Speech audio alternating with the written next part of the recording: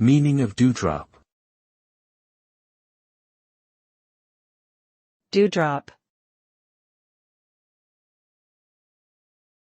Dewdrop. Dewdrop. Dewdrop.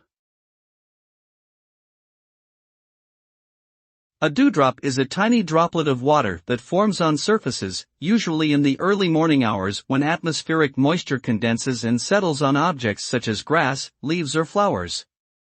These droplets look like small sparkling beads and are typically found in areas with high humidity and cool temperatures.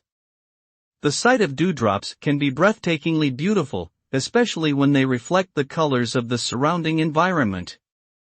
Dewdrops play an important role in nourishing plants and ecosystems by providing a source of moisture for them to thrive.